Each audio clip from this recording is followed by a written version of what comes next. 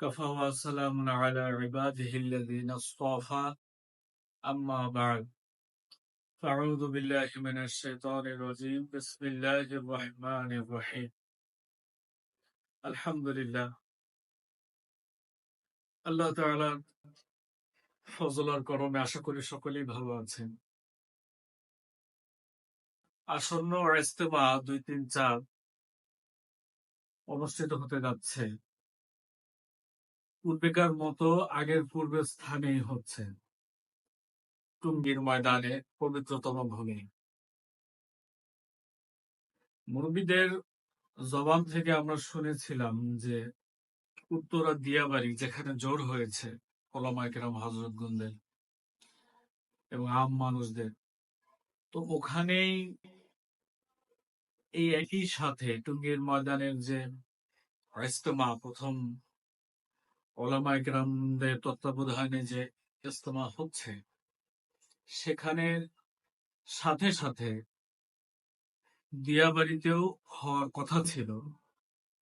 তো কিছু অনাকাঙ্ক্ষিত ঘটনার পরিপ্রেক্ষিতে ময়দান আমাদের হাত ছাড়া হয়েছে।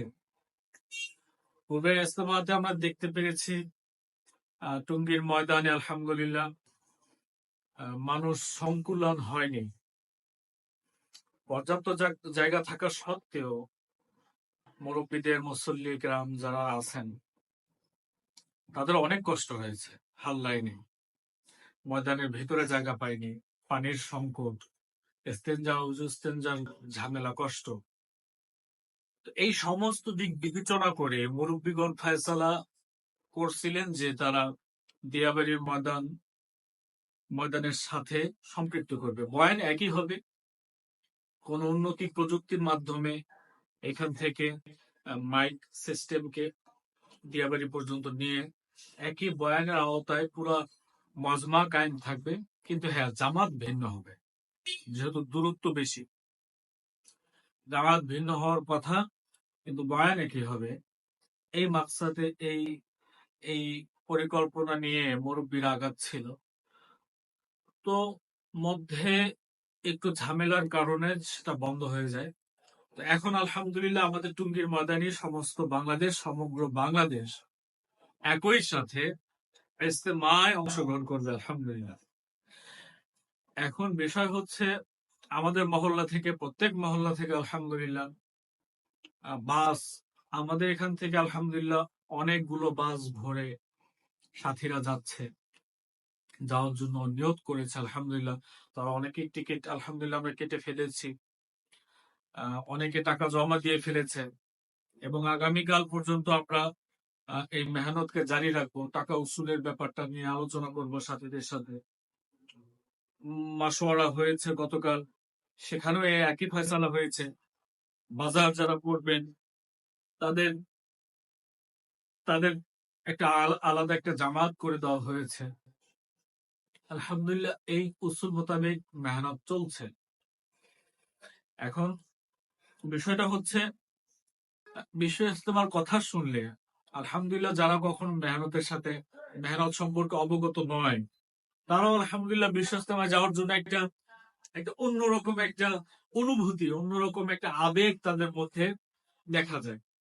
যতদূর তারাও ইজতেমা যাওয়ার জন্য খুব আগ্রহ প্রকাশ করে। এখন বিষয়টা হচ্ছে আমাদের শুধু নতুন নতুন সাথীদেরকে ময়দানে জমা করা, এটা আমাদের মাকসাদ না ভাই।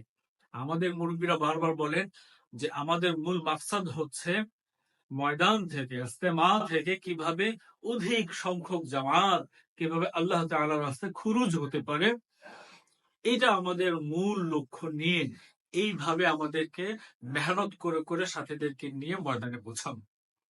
মুরব্বীরা এটাও বলেন যে পরিপূর্ণ মোকাম্মেল জামাত, 15-20 জন 16 জনের একটি জামাত জিম্মাদার তায়ের করে, আমি নির্দিষ্ট করে বানিয়ে সমস্ত প্রকারের সামানা পত্র নিয়ে ময়দানে হাজির হওয়ার পরে 3 দিনের কার্যক্রম শেষ হওয়ার পরে তারা যেন ওই একই জামাত জিম্মাদারকে নিয়ে আল্লাহ তাআলার রাস্তায় বের হতে পারে। এভাবে মুরব্বীদের থেকে আমাদের হেদায়েত আসছে। এর জন্য আমার আরজ, এবং আমি নিজেও এই একই মেহনত করতেছি ইনশাআল্লাহ, যে শুধুমাত্র ইস্তেমাতে আল্লাহ তাআলার বান্দা যারা আছে, যারা নিয়ত করছে আল্লাহ তাআলার রাস্তায় যাওয়ার জন্য, শুধু তারা ইস্তেমাই যেন না যায়, তারা যেন ইস্তেমা থেকে আল্লাহ তাআলার রাস্তায় বেশি থেকে বেশি লম্বা সময় নিয়ে বের হতে পারে, এদিক থেকে আমাদের সচেষ্ট থাকা। এবং এই এই লক্ষ্যে আমাদেরকে মেহনত ময়দানের মধ্যে জয়লাভ করা যায়। তো এই কথাই আমার এখন মুরব্বীদের জবান থেকে শুনতেছি। তো এইভাবে আমরা মেহনত করতে থাকি। আল্লাহ তাআলা আমাদের সকলকে তৌফিক দান করুক। এই বলে আমি আমার সংক্ষিপ্ত আলোচনা এখানে শেষ করতেছি। ওয়া আখিরু দাওয়ানা আলহামদুলিল্লাহি রাব্বিল আলামিন।